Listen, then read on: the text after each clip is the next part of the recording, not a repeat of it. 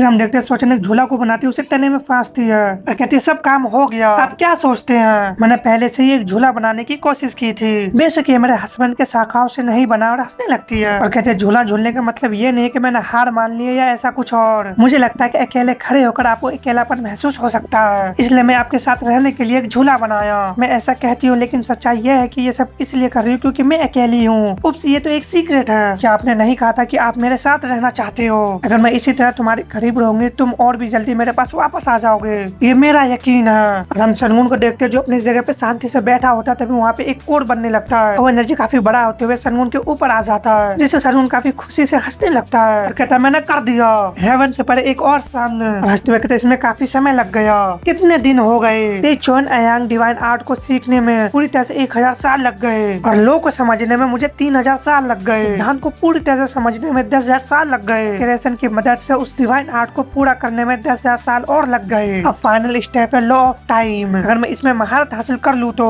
रुको 20,000 साल बीत चुके हैं, तो फिर मेरा क्या होगा, मैं कौन हूँ, कुछ नहीं, मुझे कुछ भी याद नहीं आ रहा, मैं यहाँ पे ये ट्रेनिंग क्यों कर रहा हूँ और ये जगह कहाँ है। उसके भूल जाने के कारण वो जगह अपने आप ही ढहना शुरू हो जाता है, कहता है ये सब क्या और कैसे हुआ, ये तो गायब हो रहा है मेरी दुनिया। दूसरी तरफ देखते चा और तबावा अभी सनमून के पास होते हैं, चा छोड़ जाती तभी फेनिक्स कहती है तुम्हें देखना सच में लायक है, जब टाइगर वापस आएगा तो वो चौंक जाएगा। चाओ कहती है आप है, अगर वो लौटा तो। फेदर कहता 90 साल बीत चुके हैं, इसी तरह चलता रहा तो शायद आपसे पहले ही गिर पड़ेगा। चाओ कहते सही कहूँ तो मेरे हस्बैंड को वाटर ट्राइबुलेशन झेले हुए 111 साल हो चुके हैं, मैं इसके लिए ही यूज कर रही हूँ, हम साथ रहने से ज्यादा समय इस तरह अलग अलग ही बीत चुके हैं। फेदर कहता ये बेकार की कोशिश है, अगर तुमने इस दौरान इमोर्टल पिल को लेकर कल्टीवेट किया होता तो तुम्हारा रेलमी बढ़ गया होता। चाओ कहती सच है लेकिन मेरे हस्बैंड की ये हालात है तो भला मैं चैन से कल्टीवेट कैसे कर सकती थी। फिनिक्स मन में कहता तो यही है इंसानी लगाओ, एक कल्टीवेटर के लिए ऐसी फीलिंग पूरी तरह से बेकार होती है। तभी उन दोनों को कुछ एहसास होता। चाओ हैरानी से कहती क्या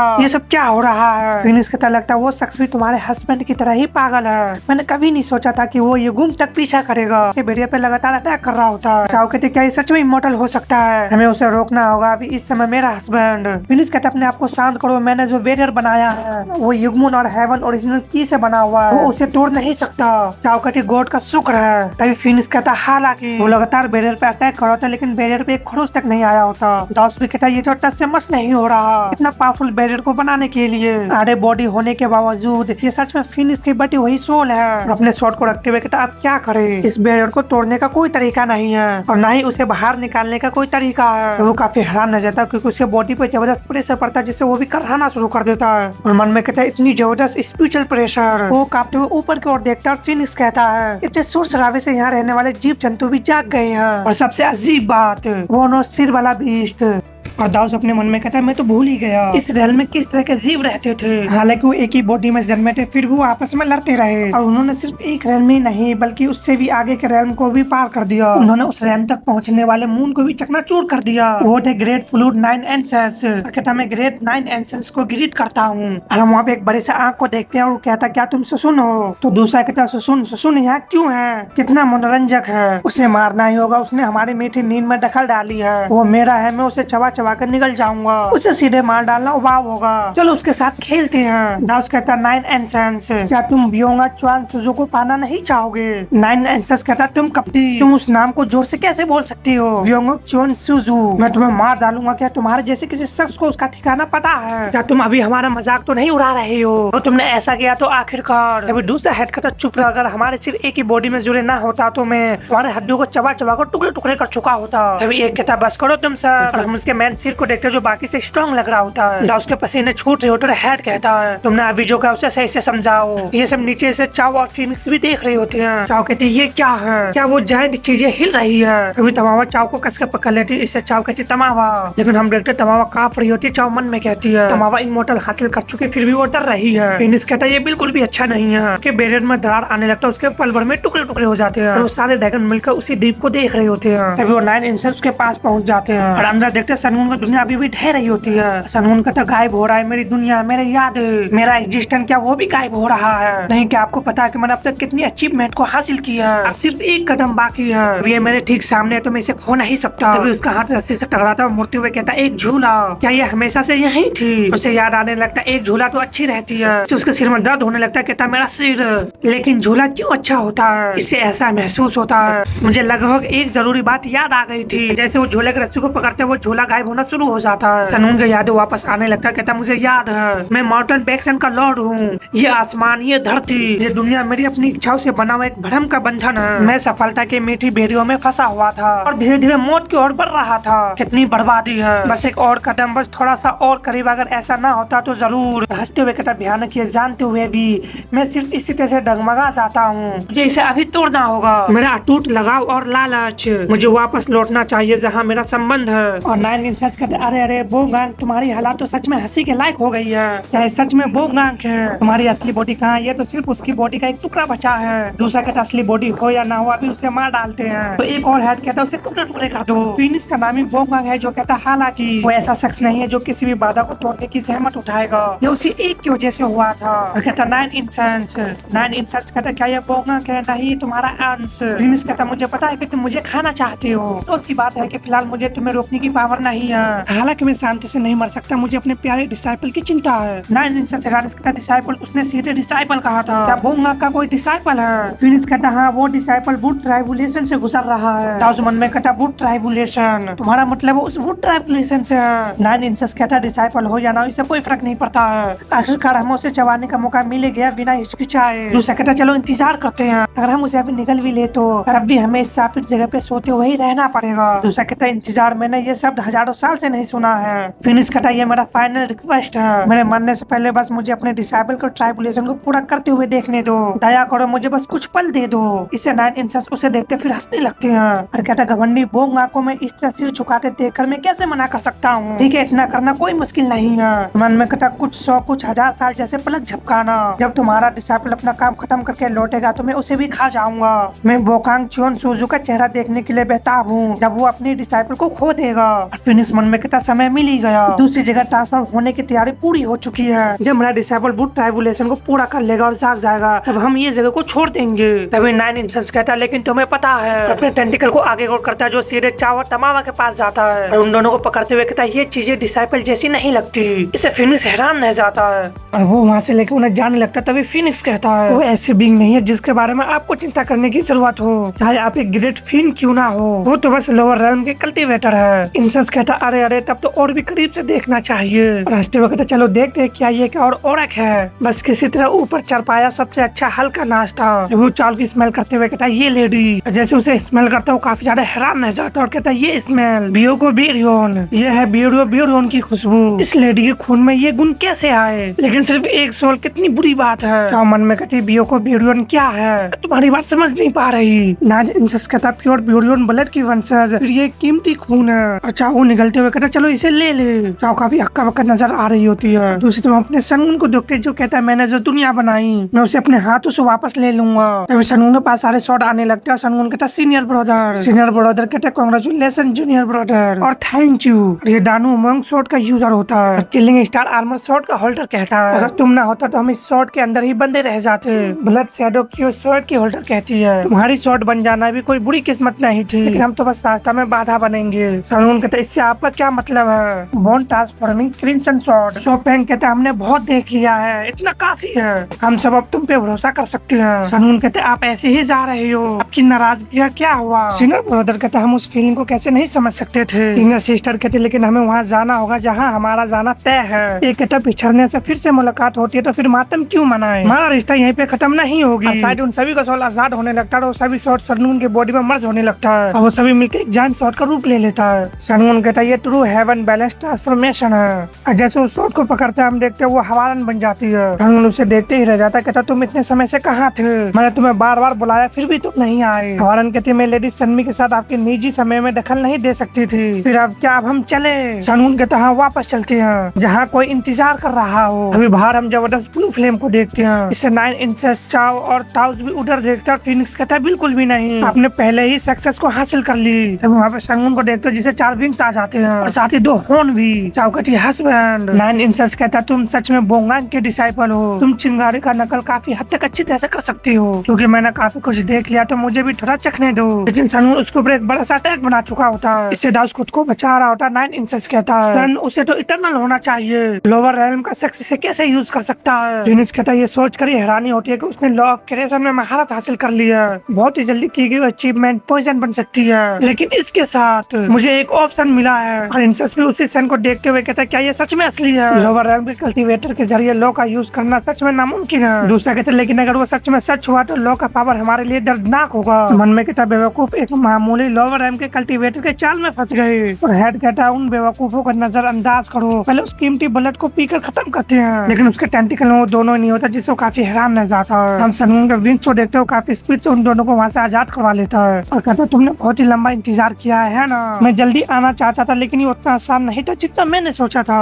और 9 इंसेस कहने लगते उसने कहा तुम क्या कर रहे हो, तुम उससे एक चीज को भी ठीक से रखवाली नहीं कर पाए और वो चोरी हो गई। एक हेड कहता चुप रहो। चाओ कहती हस्बैंड। सनून कहता है इस समय हालात बहुत ही गंभीर है, इसलिए तमावा चाओ को लेकर वहाँ से जाने लगता है। तो इंसेस भी उन्हें देख लेता है और कहते वो झपटते हुए कहता तुम कहाँ जा रहे हो, क्या तुम्हें लगता है कि तुम सच में बच निकलोगे। बिल्कुल भी नहीं। तभी सनून उन सबके सामने टेलीपोर्ट हो जाता है। इंसेस कहता क्या ये सच में अभी हमें रोक रहा है, ये कितना बेकार है, ये तो मजाक है, बस इसे कुचल दो। सबसे पहले बियोको बोरियन के कीमती बुलेट को हासिल करो। सनून कहता जब तक मैं यहाँ हूँ। सनून फिर से काफी बड़ा सन को बना लेता है, चाहे कोई भी हो तुम मेरे पार्टनर की उंगली भी नहीं लगा सकते, तुम घिनौने कमीने हो। और उस बड़े से सन से उन पे अटैक कर देता है। दाउस भी खुद को बचाता है और मन में कहता है पहले law of benevolence, law of major, वो टेक्निक लॉ ऑफ क्रिएशन से बने सन को पल में हिला देना, ये काम तो अपर रेल्म पे कल्टीवेटर इमोर्टल के द्वारा भी करना आसान नहीं हो सकता। एक ऐसा शख्स जिसने लाइटिंग टेबुलेशन को पार किया और वो भी इस एरिया में, क्या उसने अपने रेल्म से बियॉन्ड भी कोई चीज हासिल की। सनून का इस अटैक से एक हेड जल के राख हो चुका होता है। कहता हमें से एक सिर फट गया। याद रखना वो सच में बोंगोंग का डिसाइपल है, वो अपने लेवल से कहीं बढ़कर है, फ्यूचर में होने वाली किसी मुसीबत से अच्छा है कि अभी उसे खत्म करो। वो सनून को जाकर निकल लेता है, लेकिन सनून का स्पीड ज्यादा होने से वो आसानी से बच जाता है। अभी एक बीम आके सीधे सनून को ही लगता है, ये वही ड्रैगन बीम होता है। इंसेस हैरानिस कहता क्या वो बच गया। तो सनून उनके पीछे को जा रहा था जिसे एक ड्रैगन देख लेता है। कहता वो विंग्स नॉर्मल नहीं है, वो पहले से एक डिवाइन बीस्ट की पावर हासिल कर चुका है, हम लापरवाही से उसे नहीं पकड़ सकते,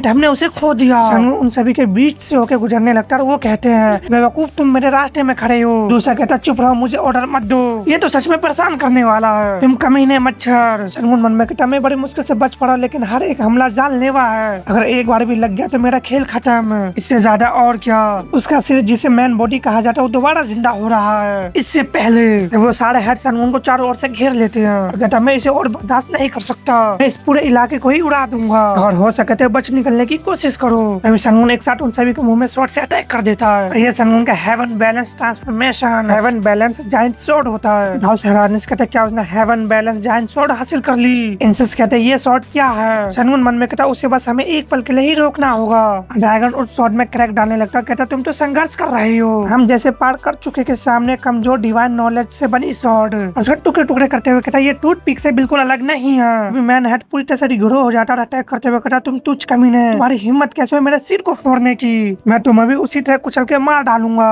तभी सनून कहता बॉन्ग। फिनिश कहता तुमने जरूरत से ज्यादा काम किया है। वो वहाँ पे एक फॉर्मेशन एक्टिवेट करता है जिससे बड़े बड़े चैन निकलने लगता है, जाकर ड्रैगन को जकड़ लेता है। ड्रैगन का दांत बिल्कुल सनून के पास आके रुक जाता है। ड्रैगन कहता है ये। फिनिश कहता मैंने इस पूरे एरिया पे एंटायर एरा का यूज किया है। इंसेस हैरानिस कहता क्या कब। फिनिश कहता मैंने एक्टिवेट सील को बहुत ही दूर लगाया जहाँ पे तुम महसूस नहीं कर सकते, नहीं जब तक ट्रांसफॉर्म अरे पूरा ना हो जाता तुम कुछ भी नहीं कर पाओगे, तुम लोग के जरिए इस जगह से बंधे हुए हो। 9 इंसेस कहता नहीं रुक जाओ, मैं तुम्हें नहीं मारूंगा इसलिए मुझे अकेला मत छोड़ो। लेकिन वो लोग जाने लगता है। 9 इंसेस कहता है बोंगा तू कमीने यार, वो लोग वहाँ से ट्रांसफॉर्म हो जाते हैं। दूसरी तरफ तमावा उन्हें दूर लेके जा रहा होता है, तभी वहाँ पे सनून आ जाता है जो कांप रहे होते हैं। चाओ कहती है हस्बैंड। फिनिश कहता ये लोग का गलत इस्तेमाल करने का असर है, क्या तुम ठीक हो। सनून कहता हाँ आपकी वजह से, लेकिन जो लोग कुछ पल पहले इतना साफ था मुझे याद नहीं आ रहा, अभी भी वो मेरे दिमाग से धुंधले पड़ते जा रहे हैं, मैं अभी अभी उन्हीं लॉ का यूज कर रहा हूँ, तो फिर क्यों। फिनिश कहता भूल जाओ, उन्हें पूरी तरह से भूल जाओ, कमी होना ज्यादा होने से बेहतर है। फिलहाल तुम अभी भी एक लोअर रेल्म के कल्टीवेटर हो, अपने से ज्यादा लेवल के पावर रखना। इसका मतलब ये नहीं कि तुम्हें पछतावा होना चाहिए, वो पहले से ही तुम्हारे अंदर मौजूद है। सनून कहता क्या ऐसा अगर आप ऐसा कहते हैं तो बोंग। कोई आके वहाँ पे जबरदस्त लैंड करता है, ये दाउस होता है। चाओ कहते ये शख्स। सनून कहता पीछे रहो। फिनिश कहता क्या वो भी हमारे साथ ट्रांसफॉर्मेशन के जरिए आया। दाउस और सनून आमने सामने होते हैं। दाउस कहता है इसे देखने के बाद भी मुझे यकीन नहीं हो रहा है। ट्राइबुलेशन को पार करने के बाद तुम्हें जो डिवाइन पावर मिली है वो एक एसेटिक 1 के बराबर है। सिर्फ 100 साल पहले तुम एक नॉर्मल थे, इशारे से इधर उधर घसीटा सा रहा था, और अब देखो अब तो मैं भी तुम्हें हल्के में नहीं ले सकता डिसाइपल। अगर तुम इस हालात में ह्यूमन रैम में चले गए तो मैं जो हेवन के नियम से बंधा हुआ हूँ तुम्हारा सामना नहीं कर पाऊंगा। सनगुन हंसते हुए कहता मैंने कभी नहीं सोचा था कि तुम ह्यूमन में भी मेरा पीछा करोगे। मैं इतना क्यूरियस हूँ कि पूछे बिना रह नहीं सकता। तुम इस हद तक क्यों जा रहे हो? दाउस कहता रीजन एक रीजन है, एक बेवकूफ सवाल। हम स्वॉर्ड है, स्वॉर्ड और मास्टर की स्वॉर्ड। जब हमें चलाया जाता है तो हम चलते हैं, जब ऑर्डर मिलते हैं तो बिना जरा चूके उसे पार करते हैं। हमारे लिए रीजन जैसी कोई चीज नहीं होती। क्योंकि मैं तुमसे एक सवाल पूछना चाहता हूँ, अगर तुम उसके पूरे स्वॉर्ड बन जाते हो तुम भी ऊपर चढ़ के इमोर्टल रैम तक पहुँच सकती हो। क्या यही हर कल्टीवेटर का सपना नहीं होता? सनगुन कहता इमोर्टल रैम बहुत ही अच्छा ऑफर है, लेकिन ये कहते समय उसके चेहरे पे मौत से भी ज्यादा घृणा दिखाई दे रही है। मैं तुमसे भी यही पूछना चाहता हूँ सीनियर ब्रदर। सीनियर ब्रदर क्या आप अपने अभी के हालात से खुश हैं? दाउस कहता धीट कह के मैं शब्दों से आगे बात नहीं करूंगा। फ्रीडम का मजा तभी लिया जा सकता है जब उसके पास पावर हो। अगर तुम घसीटे जाना नहीं चाहते तो मुझसे आगे निकल कर दिखाओ। वो सनगुन पर अटैक करते हुए दूर की ओर ले जाने लगता है। चाओ कहती है हस्बैंड, वो क्या हम मेरे हस्बैंड की मदद नहीं करनी चाहिए?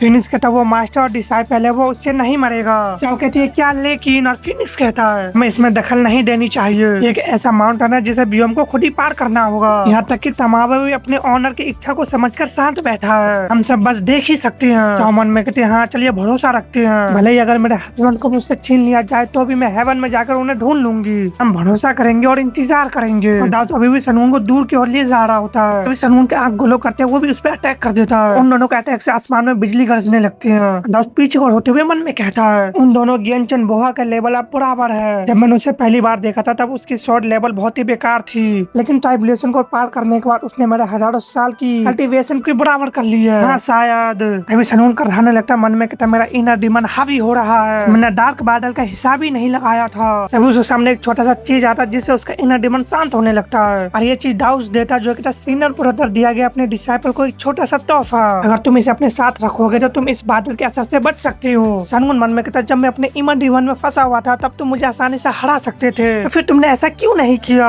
उसे रखते हुए कहता मैं मना नहीं करूंगा सीनियर ब्रदर, लेकिन मैं तुम्हारे साथ नरमी नहीं बरतूंगा। दाउस कहता मुझे भी यही उम्मीद है, आपसे मैं अपनी सोच से पूछूंगा, तुम भी अपनी सोच से जवाब दो। सनगुन मन में कहता एनर्जी फ्लो बदल गया। दाउस कहता हम सच में मर सकते हैं, ये पूरी ताकत से होने वाली फाइट होगी। अपना अजूरा मून शॉट आज से अटैक करता है, साथ ही हेवनली थंडर शॉट से। वो उसके अटैक को रोक रहा होता है और मन में कहता है क्या ये तो साफ तौर पर किलिंग इंटेंट है। दाउस फिर से अटैक करते हुए कहता ध्यान भटकाने का समय नहीं है, और गैल विंड शॉट से अटैक कर देता है, जिससे सनगुन बचने की कोशिश करता तो है लेकिन वो जख्मी होना शुरू हो जाता है और मन में कहता है मेरी बॉडी ही गुंच हुआ हाथ शॉट काट दिया गया। दाउस आगे बढ़ते हुए कहता है अगर तुम अपनी आजादी चाहते हो तो ये बिल्कुल भी काफी नहीं है, मेरे अलावा भी 34 शॉट है, तुम मुझे हरा भी दो तो भी तुम्हें उन सभी का सामना करना पड़ेगा, और आखिर में असली आजादी पाने के लिए तुम्हें शॉट मास्टर को ही मारना होगा। सनगुन उसके अटैक से पीछे को हो जाता है, कहता क्या तुम सच में ऐसा कर सकती हो? और हम देखते दाउस एक काफी बड़ा जायंट शॉट बना चुका होता है। सनगुन उसे देख के हैरान रह जाता है और दाउस कहता है मैं पूछ रहा हूँ क्या तुम शॉट मास्टर को मार सकती हो? तुम ऐसा नहीं कर पाए तो तुम मारे जाओगे। दाउस उस पर अटैक कर देता है जिससे सनगुन रोकने की कोशिश करता है, और वो अटैक सनगुन के पूरे बॉडी से होते हुए गुजर जाता है। वहाँ पे हम दाउस को देखते हैं जो अपने सामने को देखते हुए कहता है ये मुझे मत बताओ कि उसकी मौत हो गई, मुझे उसका बिल्कुल भी एहसास नहीं हो रहा है। क्या उनका बस इतना ही महत्व था? वो अभी भी सिर्फ एक लोअर रैंक का कल्टीवेटर है, शायद मैंने ही उससे कुछ ज्यादा ही उम्मीद कर ली थी, और ये शायद मेरा अपना ही बेवकूफा बड़ा फैसला था। और मैं एक बार फिर तभी सनू उसके पीछे आ जाता लेकिन वो अपने पीछे अटैक करता है, जैसे हम वहाँ पे ब्लड को देखते लेकिन ये ब्लड उसी का होता है। सनू उनका अब मेरा दिमाग आखिरकार साफ हो गया। अभी भी जब हमारी शॉट टकराई तो मुझे कुछ एहसास हुआ, ये कोई बचकाना मुकाबला, ये स्किल की टेस्ट नहीं थी, हम जिंदगी और मौत का फाइट लड़ रहे थे। अब मैं सच में तुम्हें जान से मारने की कोशिश करूंगा सीनियर ब्रदर। सीनियर ब्रदर हंसते हुए कहता अब ये हुई ना बात, अब तुम्हारे आंखों में चमक दिख रहा है डिसाइपल। सनू वही हेवन ट्रांसफॉर्मेशन शॉट का यूज कर रहा था और मन में कहता मुझे माफ करना हवारन, मैं तुम्हें इस तरह यूज कभी नहीं करना चाहता था। तब चलो शुरू करें। और दोनों एक दूसरे पर अटैक करने के लिए आगे बढ़ते हैं, दोनों का अटैक आपस में टकरा रहे होते हैं और वो दोनों ही बराबर लग रहे होते हैं। तभी सनू के बॉडी पे दाउस मल्टीपल अटैक करते हुए आगे और बढ़ जाता है, हम देखते उसकी बॉडी से ब्लड निकल रहा था जिससे हैरानी से कहता उसने कब। सनू दोबारा उस पर अटैक करने के लिए उसके पीछे होता है, जिससे काफी मुश्किल से दाउस उसके अटैक को रोक पाता है। मन में कहता वो तेज हो गया है। सनू उसके पीछे पहुंचते उस पर अटैक कर देता है जिससे दाउस कर रहा जाता है, तक उसके मुंह से भी ब्लड आने लगता है। सनू उस पर लगातार अटैक ही कर रहा होता है। सनू उसके सामने पहुंच जाता है, तभी दाउस अपने शॉट को पकड़ते हुए कहता है बिल्कुल भी नहीं, इस तरह के मुकाबले में तुमसे नहीं हार सकता।